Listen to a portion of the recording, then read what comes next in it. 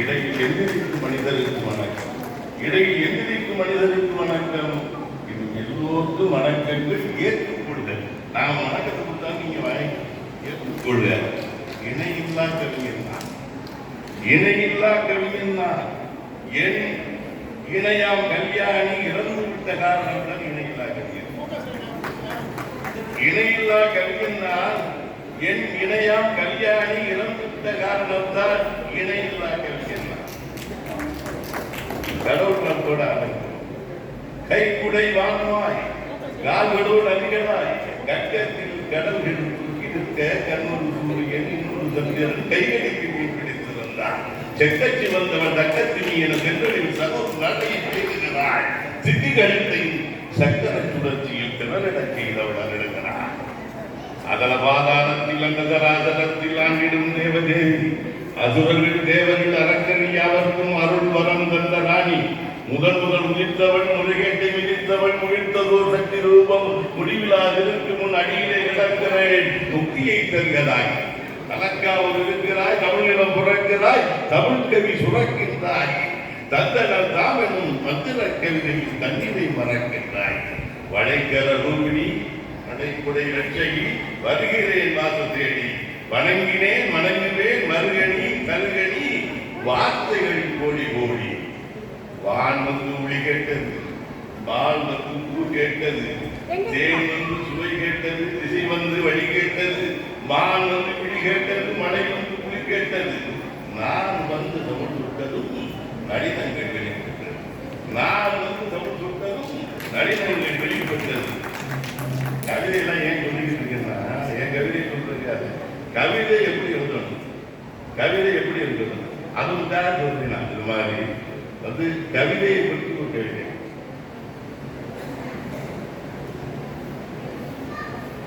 வில்மேலே எழுதுவதை அம்மன்பார்கள், வில்மேலே எழுதுவதை அம்மன்பார்கள், விழியாடே எழுதுவதை காதல் என்பார், விழியாடே எழுதுவதை காதல் என்பார். புல்மேலே பணி எழுதும், புல்மேலே பணி எழுதும், வண்டு வந்து பூமேலே, வண்டு வந்து பூமேலே எழுதிவிட்டு போகும். வயலில் நெல் மேலே சூரியனின் ஒளி எழுதும், வயலில் நெல் மேலே சூரியனின் ஒளி எழுதும். நீர் மேலே கீழேயும் மீன் எழுதும், நீர் மேலே கீழேயும் மீன் எழுதும்.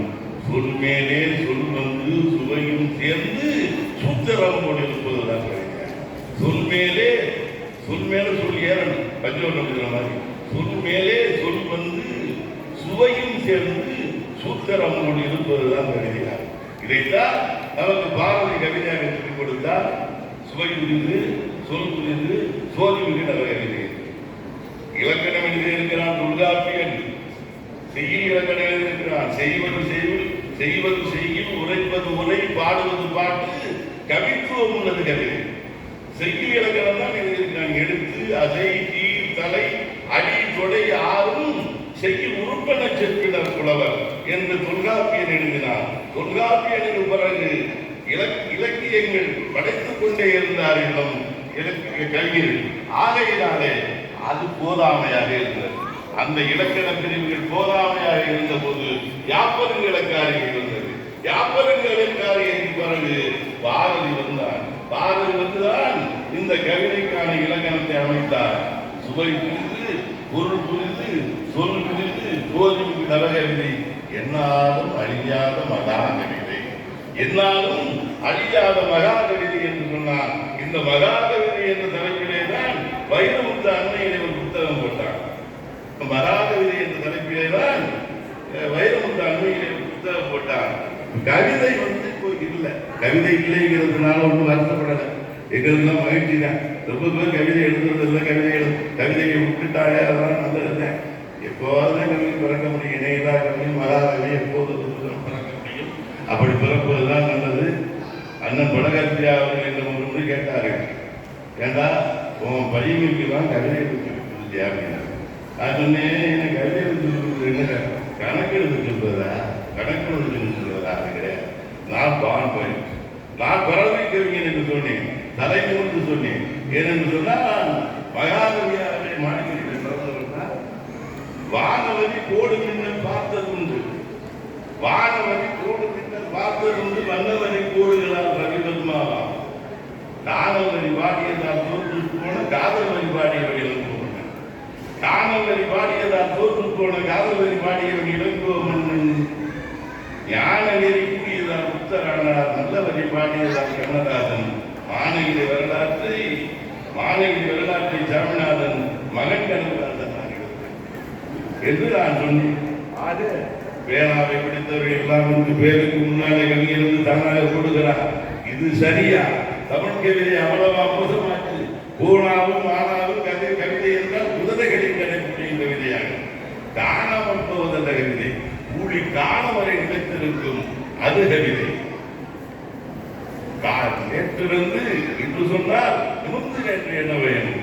காத்தடிக்கும் போது நிலையை தூக்கிக் கொண்டால் கையில் கூடிடலாம். நேற்றிருந்து என்று சொன்னால் என்ன வேண்டும்? ஆட்கொடுத்த பாடுவதை கவிதையாக அப்படி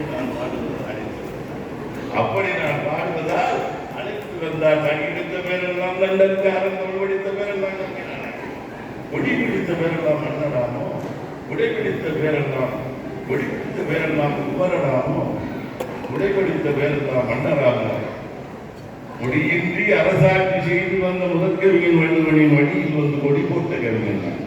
முடியின்றி அரசாட்சி செய்து வந்த முதற்கவிஞன் வழியில் வந்து கொடி போட்ட கவிஞன் தான். வண்ணான் போட்ட புலி போல நிலைத்திருப்பேன் அழிய மாட்டேன்.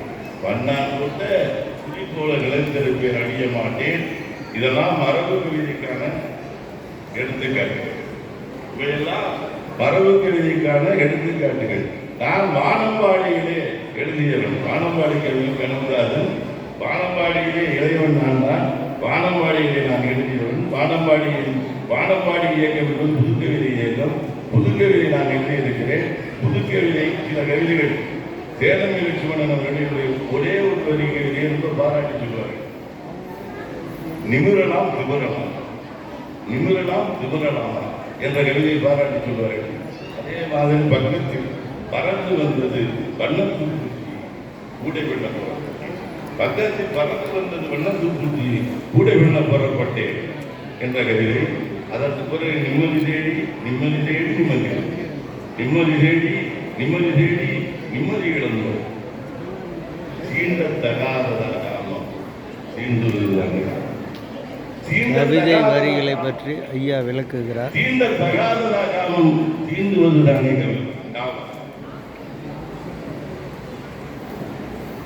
வாழ்வு கோப்பை நிரம்பி விழுகிறது.